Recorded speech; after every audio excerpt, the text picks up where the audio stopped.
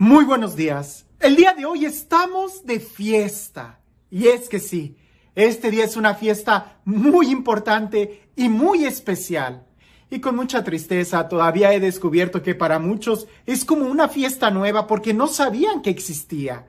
Es tan antigua como lo es el Evangelio, pero al mismo tiempo es tan nueva como lo es cada amanecer. El día de hoy estamos celebrando a María como Madre de la Iglesia. Y lo sé, y vaya que sí lo sé. Siempre que hablamos de María, se suscitan muchísimos sentimientos encontrados. ¿Por qué? Pues porque estamos hablando de algo con tanta pureza que a veces incomoda a más de una persona. No importa qué tan bíblico, qué tan dogmáticos, qué tan recios seamos en la tradición o en la exegesis bíblica, siempre va a haber muchos comentarios. Así que el día de hoy, como dicen, sobre aviso no hay engaño. Voy a hablar y voy a dirigirme únicamente a aquellos que verdaderamente han leído el Evangelio, a aquellos que han aceptado las palabras de Jesús como palabras de vida eterna, a aquellos que así como el ángel le dijo a José, no temas tomar a María contigo porque lo engendrado en ella es obra del Espíritu Santo, así a aquellos que no tienen miedo y que reciben la palabra de Dios, a aquellos es a los que me dirijo. Así que es una reflexión personal. Si en algo te ayuda, tómala, porque estoy seguro que mucho podemos aprender y mucho necesitamos escuchar el Evangelio, la buena noticia en nuestro diario vivir. Dice así el Evangelio. Junto a la cruz de Jesús estaba su madre y la hermana de su madre, María, mujer de Cleofas, y María Magdalena. Jesús, viendo a su madre y junto a ella al discípulo a quien amaba, dijo a su madre, mujer, ahí tienes a tu hijo. Luego dijo al discípulo, ahí tienes a tu madre. Y desde aquella hora, el discípulo la acogió en su casa. Después de esto, sabiendo Jesús que ya todo estaba cumplido, para que se cumpliera la escritura, dijo, tengo sed. Había allí una vasija llena de vinagre. Sujetaron a una rama de hisopo una esponja empapada en vinagre y se la acercaron a la boca. Cuando tomó Jesús el vinagre, dijo, todo está cumplido, e inclinando la cabeza, entregó el Espíritu. Los judíos, como era el día de preparación, no querían que quedasen los cuerpos en la cruz el sábado, porque aquel sábado era muy solemne. Así que rogaron a Pilato que les quebraran las piernas y los retiraran. Fueron pues los soldados y quebraron las piernas del primero y del otro crucificado con él.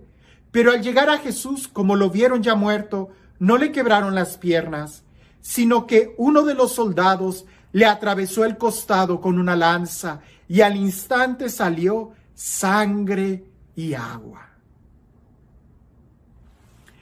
Vaya evangelio para hacer un día de fiesta, ¿cierto? Nos vuelve a llevar a aquel momento donde Jesús está en la cruz. Pero es que efectivamente ese momento es algo que no debemos de olvidar. Porque para eso había venido Jesús. Para salvarnos, para acercarnos a Dios, para romper las cadenas del pecado. Y eso se da en la cruz. El grito de Jesús en la cruz es un grito de dolor. Es un grito de victoria. ¿Por qué? Porque ahí se ha cumplido todo. Ahora dicen que los mensajes más importantes siempre se dejan al final. Jesús ya había dado su palabra, ya estaba dando su sangre ya estaba corriendo en los clavos, en el madero. Jesús ya había hecho tantos milagros, ya se había entregado tanto, que al final dejó algo muy importante, dejarnos a María como su madre. Pero antes de empezar a poder desmenuzar esto, es importante que veamos algo del contexto. ¿Qué sucedió? ¿Qué está pasando ahí? Gramaticalmente, Jesús lo dice y lo repite 2 veces, la misma idea. La misma idea en 2 direcciones. Pudiéramos decir de María a Juan y de Juan a María, porque parece que la encomienda que Jesús está dando tiene dos direcciones. Si la intención de Jesús fuera únicamente que cuidaran a su mamá, porque él va a estar solo y le preocupa, no tendría caso que repitiera la misma idea, ni siquiera en la forma en cómo lo está diciendo. Vemos nosotros que la intención de Jesús es mucho más allá que únicamente el encargar a su mamá a alguien. No, hay mucho más. Por eso es importante que nosotros podamos analizar el contexto del Evangelio, quiénes son las personas que están ahí presentes. ¿Quiénes son las personas que están ahí presentes? Porque resulta que ahí también está María Salomé, la mamá de Juan. Entonces, el por qué Jesús le dice a Juan, he ahí a tu madre, si allá estaba su mamá.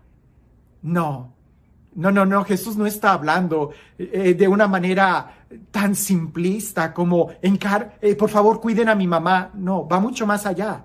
Tampoco está dando algunas normas de, no sé, cuestiones legalistas, ¿no? Cuiden a mi mamá, aquí te entrego a mi mamá. Pues y allá está la otra mamá de Juan. Lo que Jesús está haciendo es algo trascendente, igual que su cruz, igual que sus palabras, igual que su sacrificio. Lo que está haciendo va a tener un eco y una repercusión. Y los primeros cristianos lo entendieron perfectamente. De ahí que continuamente se haya transmitido esta idea, este mensaje. Y más que un mensaje, más que una idea, es una experiencia que el día de hoy tú y yo podemos hacer. Incluso los primeros íconos que se pintaron y que están en las catacumbas son en referencia a María y a Jesús como el buen pastor, pero a María inmediatamente los cristianos le tenían una devoción por estas palabras. Analicémoslas un poco. Dice, y lo primero que Jesús hace es encargarle a María Juan. Es decir, le dice Jesús a María, María, he ahí a tu hijo. Y luego voltea y le dice a Juan, Juan, he ahí a tu madre.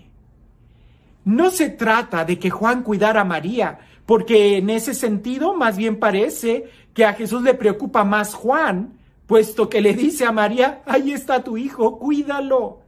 Y luego le dice a Juan, ahí está tu madre, cuídala.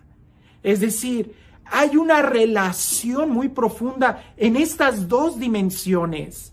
Lo que Jesús está haciendo es mucho más que un simple encargo. Está dando a su propia madre, como madre de la iglesia, como madre de todos los bautizados, y con una doble encomienda, porque a María le dice, he ahí tu hijo. Y con eso nosotros podemos decir todo. ¿Para qué tiene una madre un hijo? Si una madre va a tener un hijo, ¿es para qué? Para cuidarlo, amarlo, protegerlo, ayudarle a crecer. Bien, Jesús le está diciendo a María, he ahí a tu hijo. Y con eso todo lo que significa, cuídalo, ayúdalo, acompáñalo. Él no está solo, cuídalo. Y luego le dice a Juan, he ahí a tu madre. ¿Y cuál es la relación de un hijo para con sus padres? El honrarlos, el respetarlos, el escucharlos, el recibir su consejo. Ahora, no es que solamente se lo estuviera dando a Juan. Esto es importante, porque repito, ahí, si leemos otra vez el Evangelio, vamos a encontrar que ahí también estaba María Salomé. Y María Salomé es la madre de Juan. Por eso, ¿qué clase de falta de respeto hubiera sido para María Salomé si está escuchando eso y va a decir, óyeme, pues si yo soy la mamá de Juan, yo puedo cuidar de él? ¿O qué? ¿Alguien está tomando mi lugar? No, es que no era solamente para Juan.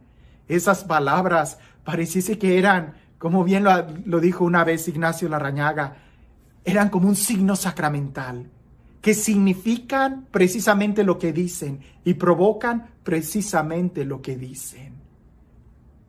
Una relación familiar, filial.